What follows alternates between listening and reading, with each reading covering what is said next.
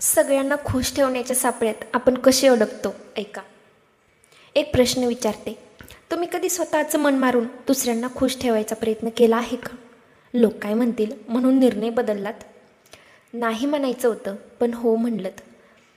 जर उत्तर हो असेल तर ही गोष्ट तुमच्यासाठीच आहे. एका गावात एक बाप आणि मुलगा गाढव घेऊन चालले होते. सुरुवातीला दोघे चालत होते. लोक म्हणाले, अरे मूर्ख आहेस का, गाढव आहे तरी चालतायत. मग मुलगा गाढवावर बसला. लोक म्हणाले, काय वाईट मुलगा आहे, बाप चालतोय आणि स्वतः बसलाय. मग बाप बसला. लोक म्हणाले, काय निर्दयी बाप आहे, मुलाला चालायला लावलंय. मग दोघे बसले. लोक म्हणाले, बिचारं जानवर. शेवटी दोघे उतरले. लोक पुन्हा हसायला लागले. यातून काय कळतं? लोकांचं समाधान कधीच पूर्ण होत नाही. तुम्ही काहीही करा, काहीतरी कितीही करा, पण ते कधीच समाधानी राहणार नाहीत. म्हणून एक गोष्ट लक्षात ठेवा, लोकांचं मत बदलत राहतं पण तुमचं आयुष्य तुमचंच असतं. ज्यामुळे मन शांत राहतं तो निर्णय घ्या. आता आनंदी लोकांचं गुपित काय असतं माहिती आहे? आनंदी लोकांच्या आयुष्यातही समस्या असतातच. फरक एवढाच असतो, ते समस्या डोक्यावर घेऊन फिरत नाहीत. एक उदाहरण बघा. एका शिक्षकाने वर्गात पाण्याचा ग्लास उचलला आणि विचारलं, हा ग्लास किती जड असेल? कोणी म्हणालं 200 ग्रॅम, कोणी म्हणालं 500 ग्रॅम.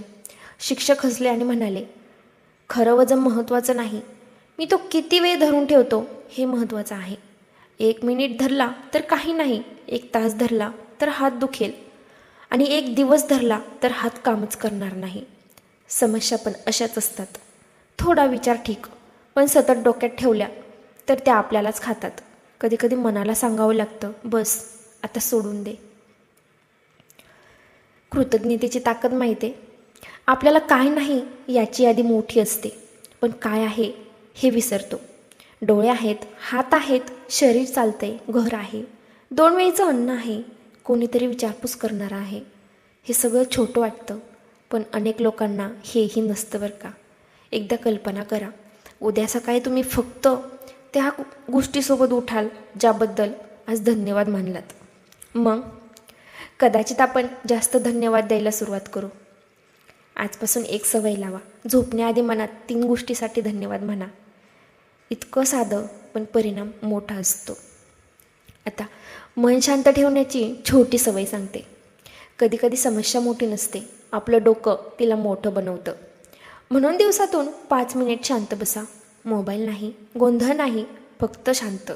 डोळे बंद करा, हळू श्वास घ्या आणि स्वतःला विचारा, मी नेमका कशामुळे त्रासात आहे?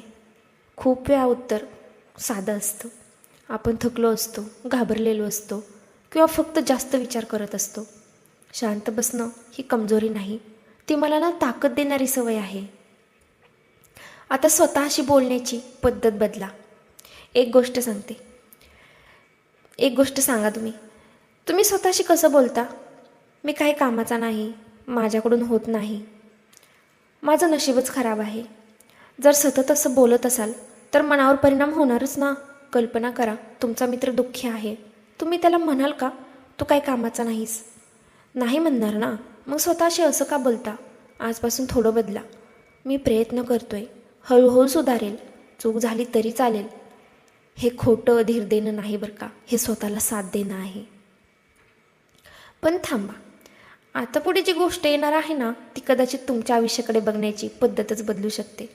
कारण पुढे आपण बोलणार आहोत, का काही लोक सगळं असूनही दुःखी असतात आणि कमी असूनही काही लोक इतके आनंदी कसे राहतात. तर ऐका, एक प्रश्न विचारते. कधी लक्ष दिलंय, काही लोकांकडे सगळं असतं, पैसा, मोठं घर, गाडी, लोकांचं कौतुक, पण तरी ते आनंदी नसतात. आणि काही लोक साधा आयुष्य, जास्त पैसा नाही, मोठं नाव नाही, तरी चेहऱ्यावर हसू असतं. असं का बरं? कारण आनंद वस्तूमध्ये नसतोच, तो मनात असतो. आपण नेहमी विचार करतो, हे मिळालं की मी आनंदी होईल. पण जेव्हा ते मिळतं ना, थोडा दिवस आनंद होतो, मग पुन्हा नवीन इच्छा, मग पुन्हा धावपळ आणि पुन्हा रिकामेपणा. याला शेवट नसतो. म्हणून स्वतःला विचारा, मी जगतोय का फक्त मिळवण्यात अडकलोय? आता आयुष्य बदलणारी छोटी गोष्ट सांगणार आहे, ती ऐका. एक माणूस रोज खूप काम करत होता, पैसा कमवत होता, सतत धावपळ. त्याला वाटायचं थोडं अजून मग आराम. एक दिवस त्याला मुलाने विचारलं, बाबा आपण एकत्र वेळ कधी घालवणार? तो म्हणाला नंतर. पत्नी बोलली, थोडा वेळ घरासाठी दे. तो म्हणाला नंतर. आई म्हणाली, थोडा वेळ बस. तो म्हणाला नंतर. मग एक दिवस त्याला कळलं, ते नंतर कधीच आलं नाही. मित्रांनो, मैत्रिणींनो, हे ऐकताना साधं वाटतं, पण खरंच सत्य आहे बरं का. आयुष्य थांबत नाही, वेळ थांबत नाही, लोक कायमचे राहत नाहीत. म्हणून कधीकधी काम थांबवा, घरच्यांसोबत बसा, हसा, बोला, कारण शेवटी आठवणी उरतात, वस्तू नाही. आता नाती आनंदाचं खरं ठिकाण आहे का?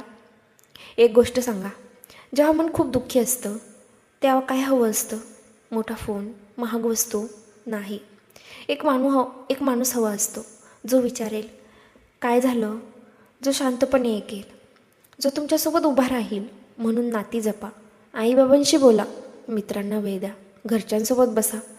कधीकधी आनंद एखाद्या मोठ्या गोष्टीत नसतो, तो फक्त कोणासोबत बसून चहा पिण्यात असतो. आता दुःखातून बाहेर कसं पडायचं? आता एक महत्त्वाची गोष्ट आहे, जर तुम्ही साध्या दुःखी असाल तर हे नीट ऐका. वाईट दिवस आले म्हणजे आयुष्य संपलं असं नसतं. रात्र कायम राहत नाही, सकाळ येतेच. हो, कधीकधी खूप कठीण वाटतं, मन तुटतं, रडू येतं, सगळं सोडून द्यावंसं वाटतं. पण एक गोष्ट लक्षात ठेवा, आजचा त्रास कायमचा नसतो. तुम्ही कधीही कठीण वेळ पार केली आहे, हेही जाईल. फक्त स्वतःला सोडू नका, हळूहळू पुढे चला. एक छोटं पाऊल जरी असेल तरी चालेल. आता आयुष्याचा मोठा धडा आहे. चला, आता एक शेवटचा प्रश्न विचारते. जर तुमच्याकडे फक्त एक वर्ष उरलं असेल तर तुम्ही काय बदलताल? जास्त हसला असता, कुटुंबासोबत वेळ घालवला असता, राग कमी केला असता, स्वतःवर प्रेम केलं असतं? मग ते आजपासून का बरं नाही? आपण नेहमी वाट पाहतो एक दिवस बदलू, पण तो एक दिवस कधी येतच नाही. म्हणून सुरुवात आजच करा आणि आत्ताच करा. तर मित्रांनो, मैत्रिणींनो, या पुस्तकातून आपल्याला एक गोष्ट समजते, आनंद कुठेतरी बाहेर नाही, तो आपल्या रोजच्या छोट्या सवयीमध्ये आहे. कमी तुलना करा, जास्त धन्यवाद द्या, जास्त हसू, कुटुंबासोबत वेळ घाला, स्वतःवर कठोर होऊ नका आणि सर्वात महत्त्वाचं, जीवन जगायचं विसरू नका. कारण आयुष्य खूप वेगाने जातं आणि एक दिवस मागे होऊन बघताना फक्त एक प्रश्न राहतो, मी खरंच जगलो होतो का? जर हा व्हिडिओ मनाला लागला असेल ना, तर तुमचं मत नक्की सांगा. आणि अशाच सोप्या आयुष्य बदलणाऱ्या पुस्तकाच्या गोष्टीसाठी पुन्हा भेटूया. धन्यवाद.